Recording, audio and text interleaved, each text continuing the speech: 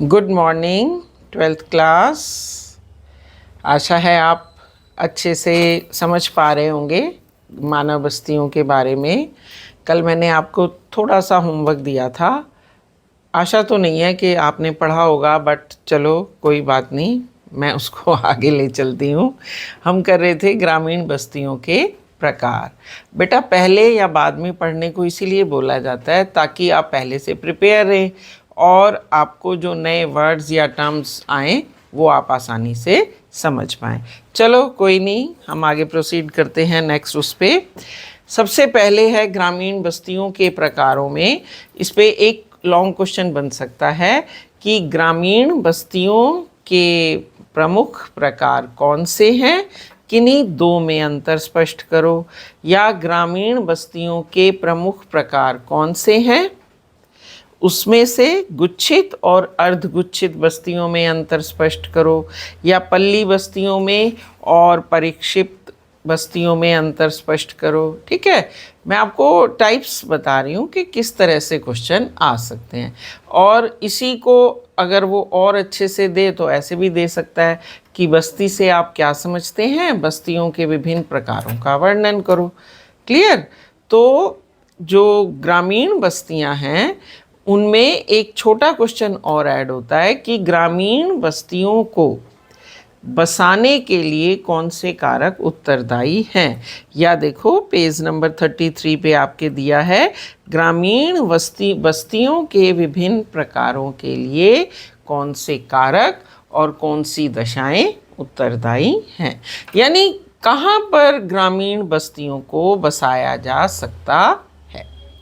Clear? तो हम शुरू से करते हैं। बस्ती की परिभाषा कल आप कर चुके। अब अगर ये पूछा जाए कि ग्रामीण बस्तियों को बसाने के लिए उत्तरदायी कारक कौन से हैं, तो आपकी बुक में 33 पेज पे 1, 2, 3 कारक दिए हैं।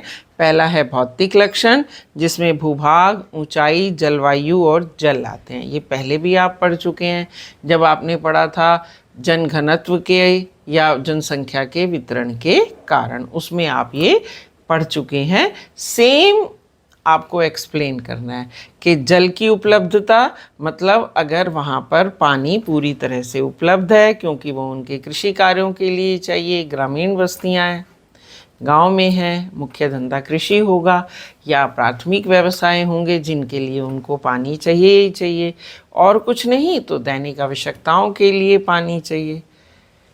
क्लियर? तो इस तरह से आप इसको एक्सप्लेन करो। भूभाग में, मैदानी भागों में ये बस्तियां होती हैं, तो मैदानों में उनकी आवश्यकताएं आसानी से पूरी हो सकती हैं, मकान बनाना आसान है, वहाँ उनको उनकी आवश्यकताओं की चीज़ें की फसल उगाना आसान है, वहाँ उनको मिट्टी अच्छी मिल जाती है ना। इसमें यही सारे कारक, तो इनको चाहे एक एक लाइन में आप डिफाइन कर सकते हो। और थोड़ा और विस्तार से है तो आप एग्जाम्पल दे सकते हो। जैसे भारत में उत्तर के उपजाऊ मैदान में बहुत बस्तियां बसी हुई हैं। आप यमुना पुश्ता में देख लीजिए, छोटी छोटी बस्तियां बसी हुई हैं जिनको आजकल प्रॉब्लम हो रही है, क्योंकि पानी उतर आया, उफान पे है नदियां, तो उनको वहाँ से हटाया जा रहा है ना। तो जो नदियों के किनारे बसी हुई आकृतियां हैं या बस्तियां हैं, उनमें से आप किसी के भी एग्जाम्पल दे सकते हो। बंगाल, बिहार, उत्तर प्रदेश, है ना, और इधर पंजाब और हरियाणा। उत्तराखंड थोड़ा पहाड़ी प्रदेश पड़ जाता है। फिर उसने कहा सांस्कृतिक और मानव जातीय कारक।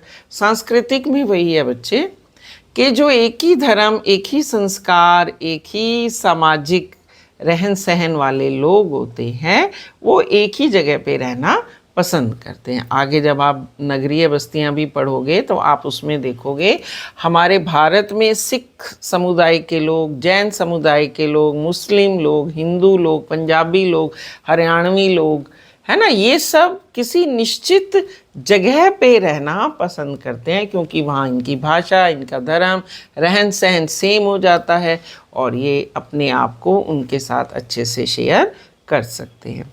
फिर आया सुरक्षा संबंधी कारक। अब ये जनरल है, कोई भी व्यक्ति वहाँ तो बिल्कुल नहीं रहना चाहेगा जहाँ वो सुरक्षित नहीं है। सुरक्षित किससे? चोरी डकैतियों से, भूकंप से, ज्वालामुखी से, बाढ़ से, जहाँ इन चीज़ों का, या जहाँ पे आतंकवादी हमले होते रहते हैं। देखा ना कैसे धीरे धीरे धीरे कश्मीर खाली होता चला गया, और आज भी लोग डरते हैं, लेकिन कुछ निडर लोग हैं, रहते हैं वहाँ पे। तो ये कुछ कारक होते हैं। अगर व्यक्ति अपने आप को वहाँ सुरक्षित महसूस नहीं करता तो वो वहाँ पे नहीं रहता है। ठीक है, तो शुरू में हम ये दे देंगे। अब आते हैं हम बस्तियों के प्रकारों पे। सबसे पहले गुच्छित। गुच्छित में एग्जाम्पल, अंगूर का गुच्छा। कैसे एक से दूसरा अंगूर एकदम सटा हुआ होता है, ऐसे ही गुच्छित बस्तियां मैदानों में होती हैं। बिल्कुल सटे हुए मकान होते हैं। आपने अपने आसपास देखा होगा कि एक ही दीवार होती है, इधर से वो इसकी है, उधर से वो उसकी है, क्योंकि दो दीवारें कर देंगे तो उसका एरिया कम हो जाएगा। होता ही है, अपने आसपास आपने देखा होगा, चाहे वो झुग्गी बसी हुई हो, चाहे वो बड़े बड़े मकान हो, चाहे वो बड़ी बड़ी दुकानें हों, बीच में एक पार्टीशन होता है, वो इधर से और उधर से एक ही होता है। तो गुच्छित बस्तियों में मकान सटे हुए होते हैं, ज़्यादा जनसंख्या होती है, और सबसे बड़ी बात, इनके भी प्रतिरूप होते हैं। वो आयताकार, वो रेखिक, वो गोलाकार, त्रिभुजाकार। ये आपने जहाँ गुच्छित बस्तियाँ लिखा है ना, वहाँ पे ये दिए हुए हैं, यानी उनकी आकृति ऐसी होती है। देखो, रेखीय हो गई, एक रेखा में एक सड़क है, यहाँ से एक सड़क कट गई, गली, फिर दोनों तरफ मकान, अगली सड़क ऐसे कट गई, फिर दोनों तरफ मकान। ये आगे आप पढ़ोगे, इंडिया वाली बुक में तो पढ़ ही रहे हो, वर्ड वाली में भी ये दिया हुआ है। तो रेखीय, आयताकार और आर्य और स्टार और बहुत सारे प्रतिरूप हैं, तो उसमें ये वाली बस्तियां बसती हैं। और एरियाज़ देखो, उसने खुद ही बताया, मध्य भारत का बुंदेलखंड, नागालैंड, है ना, और संकुलित होते हैं। संकुलित मतलब संकुलन, बहुत ज़्यादा सटे हुए मकान होते हैं। अब है अर्धगुच्छित बस्तियां। गुच्छित माने बहुत ज़्यादा, अर्धगुच्छित माने कम। यानी कम का मतलब हुआ कि एक ही जगह पे लोग रहते हैं, लेकिन धीरे धीरे वो वहाँ भीड़ भाड़ हो जाती है, तो कुछ लोग वहाँ से दूर अलग एक बस्ती बसा लेते हैं। अब उसका कारण ये भी हो सकता है कि वहाँ पर भूमि कम पड़ गई, वहाँ पर जो पानी जल के संसाधन है वो कम पड़ते हैं, वहाँ रहने में रहन सहन इतना अच्छा नहीं हो रहा, आसपास गंदगी रहती है, तो वो वहाँ से दूसरी जगह पर चले जाते। देखो, इसमें पहली लाइन दी है, अर्धगुच्छित या विखंडित बस्तियाँ परिक्षिप्त बस्ती के किसी सीमित क्षेत्र में गुच्छित होने की प्रवृत्ति का परिणाम है।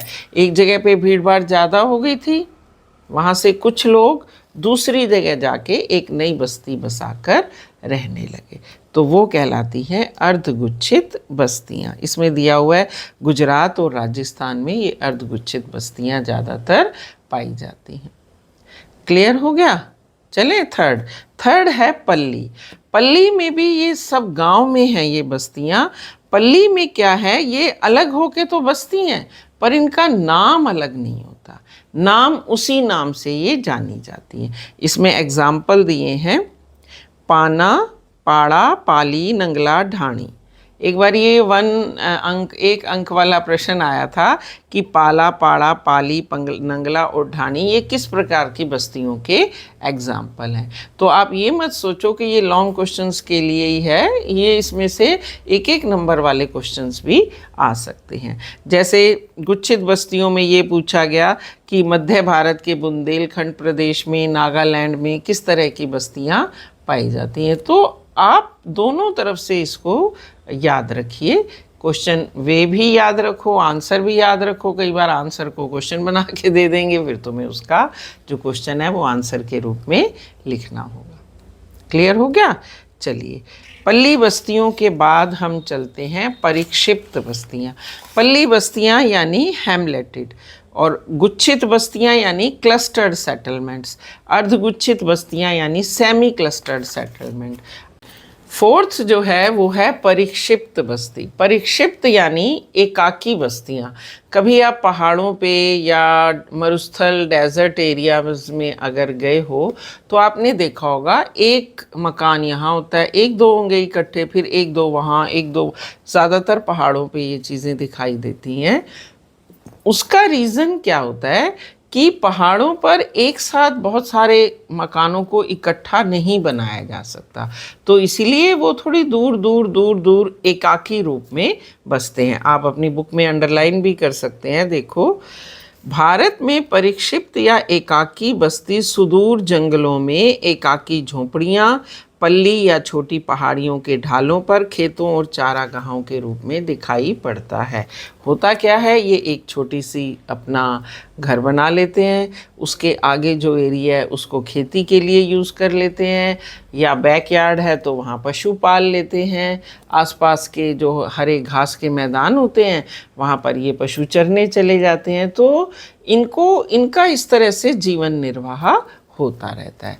तो क्लियर हो गया, ये हैं परिक्षिप्त बस्तियां। भारत में ज़्यादातर ये उत्तराखंड, मेघालय, हिमाचल, केरल आदि में पाई जाती हैं, क्योंकि केरल में भी थोड़ा सा पहाड़ी प्रदेश है ना, इसीलिए वहाँ पर ये पाई जाती है। हिमाचल तो है ही पहाड़ी प्रदेश। आपको कभी शिमला, कुल्लू मनाली जाने का अवसर मिले, उत्तराखंड में नैनीताल वगैरह जाओ, तो आप देखो वहाँ इसी तरह से थोड़ी थोड़ी दूरी पर बसे हैं मकान, लेकिन वो एकाकी रूप में हैं, अकेले ही हैं। बस एक यहाँ बस गया, एक दूसरी पहाड़ी पे, एक पहाड़ी के दूसरे कोने में, इस तरह से ये बस्तियाँ बसा लेते हैं। तो ये हो गया हमारा आज का टॉपिक, जिसमें ये था कि ग्रामीण बस्तियों की स्थापना के लिए उत्तरदायी कारक और ग्रामीण बस्तियों के प्रकार। एक क्वेश्चन ये हो गया। एक कल किया था हमने, नगरीय और या शहरी और ग्रामीण बस्तियों में अंतर। एक टॉपिक और कवर करते हैं हम, वो है नगरीय बस्तियों से आप क्या समझते हैं और विकास के आधार पर नगरीय बस्तियों का वर्गीकरण कैसे किया जा सकता है। विकास के आधार पर मतलब जिस तरह से वो बने, जिस तरह से आज वो हमें नज़र आ रहे हैं, उनका विकास के जो चरण होंगे उनके आधार पर कितने प्रकार के नगर हैं। तो देखो, नेक्स्ट में ही आपको दिया है, नगरीय बस्तियों की परिभाषा दे दो। जैसे कि उसमें दिया हुआ है कि सहत बस्तियां या गुच्छित बस्तियां जो कि नगरों में पाई जाती हैं, जिनका जो मुख्य रूप से द्वितीयक, तृतीयक, चतुर्थक व्यवसायों में लगे होते हैं, वो नगरीय बस्तियां होती हैं, जहां सुविधाएं अच्छी होती हैं। विकास के आधार पर ये बस्तियां 3 तरह की हैं, प्राचीन बस्ती, फिर मध्यकालीन बस्ती और फिर आधुनिक बस्ती। इनको याद करने के लिए ना आप देखो, याद करो, जब आप छठी में इतिहास पढ़ते थे तो वो होता था प्राचीन भारत, फिर आप 7th में पढ़ते थे मध्यकालीन भारत, फिर आप 8th में पढ़ते थे आधुनिक भारत। तो वही उसी तरह से ये बस्तियां हैं। प्राचीन समय में बहुत पहले, यानी आज से 2000 वर्ष पहले जो बस्तियां बसीं और उनका जो नामकरण था, वो इतिहास में आज भी उसी नाम से जानी जाती हैं। तो वो सारी कहलाती थी प्राचीन बस्तियां। अब देखो एग्जाम्पल दिए हैं, जैसे इलाहाबाद है, आज उसको पहले प्रयाग बोला जाता था। पटना है तो उसको पाटलिपुत्र बोला जाता था। आपने नालंदा भी सुना होगा, मदुरई भी सुना होगा। तो ये पुराने नाम हैं और ये प्राचीन समय में किसी न किसी रूप में प्रसिद्ध थे, चाहे वो शिक्षा के लिए थे, चाहे वो ट्रेड यानी व्यापार के लिए थे। अब वाराणसी है, काशी भी बोलते हैं, वाराणसी भी है, आजकल बनारस कहते हैं। ये हो गई प्राचीन बस्तियाँ। फिर इसके बाद और ट्रेंड चेंज हुआ, तो 100 नगर जो थे और बने, यानी वो 2000 था तो ये आराम से 1000 वर्ष लगा लो आप। तो इसमें क्या था, जो राजे रजवाड़े थे उन्होंने मुख्य रूप से अपने किलों को बनाया और उन किलों के आसपास ये नगर बस गए। जैसे उसने बताया हैदराबाद, जयपुर, लखनऊ, आगरा। आप देखो आज भी अगर हम घूमने जाते हैं तो फोर्ट्स हमें आज भी वहाँ दिखाई देते हैं। ये वो वाले नगर हो गए। फिर हुए आधुनिक नगर। नगर यही रहे, लेकिन इनमें विकास का स्तर इतना बढ़ गया कि हम आज उनको नवीन नगरों के रूप में जानते हैं। जैसे सूरत, दमन, दिल्ली, गोवा और बहुत सारे दिए हैं आपके, पुडुचेरी है, फिर बम्बई जो है वो मुंबई बन गया, चेन्नई मद्रास बन गया, कलकत्ता कोलकाता बन गया। ये सारे नगर भी जो हैं नवीन नगरों के रूप में जाने जाते हैं। क्लियर हो गया।